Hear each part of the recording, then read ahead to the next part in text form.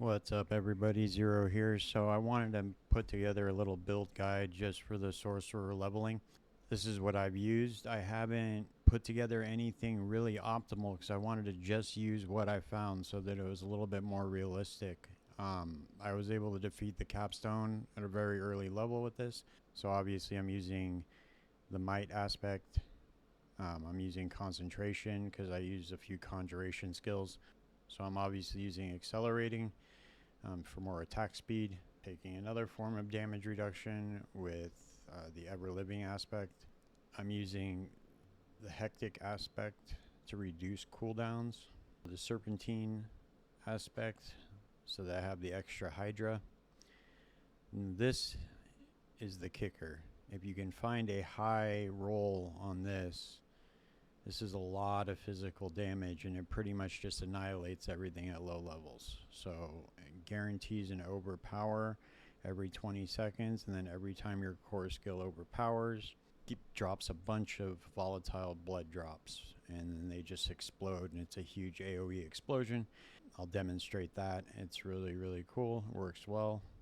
And then also I have the Moonrise aspect. This is one of the old vampiric powers from Season 2.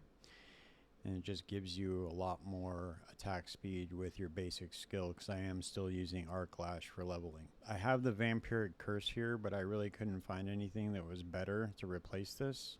So it just works for now. And then I have Rapid Aspect on my amulet. It's pretty low roll, obviously. So until I get something higher. And then for the skills, I'm just using Arc Lash, Flickering Arc Lash, just for the movement speed. I'm using Frozen Orb, and then this is also one of my enchantments because every time I cast a non-basic skill, it's got a 30% chance to launch an extra Frozen Orb, which is also an extra chance to overpower and proc those blood drops, which does a lot of AoE damage. I'm also using Chain Lightning to get a little bit of crackling energy just to mitigate some of the mana issues that this build has. I mean, it's very doable because you're still using a basic skill. It's really not too much of an issue, but it definitely helps so that you're able to cast Frozen Orb more often. I'm using Teleport with the extra source of damage reduction, and then obviously Frost Nova to proc Vulnerable. My lucky hit chance, precision magic. I'm using Align the Elements for more damage reduction. Mana Shield for another source of damage reduction. Lightning Spear is a very good source of crowd control. So this is going to stun pretty much the entire room. And then I have Hydra, obviously, to apply burning. And then I have Devouring Blaze here so that I'm able to deal more damage to burning enemies. My frost damage has a chance to instantly freeze. I'm also using Icy Touch and Frigid Breeze for more damage. And then I'm also using Shatter. I'm not sure if this is the best thing to use for key passive, but it's working out so far. I'm sure that there's another one of these that works better, but I did want to put something together while I was leveling so that I could show you. I leveled very fast with this, and I will demonstrate how well it works in one of the Hell Tides. The cool thing are these volatile blood drops. Once your core skill overpowers, it creates a bunch of these, and it just fucking annihilates everything because the amount of physical damage that it does is higher than any hit that you're going to get at this level. So it kind of just drops everything. I've been in World Tier 3 since level 39.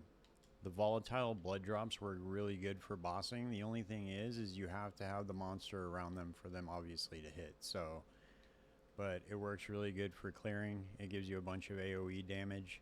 Just to kind of give you an example of how fast it clears things. I mean, it's really fast, and it's really something I don't see a lot of people using. So I've leveled very, very quickly with this so far.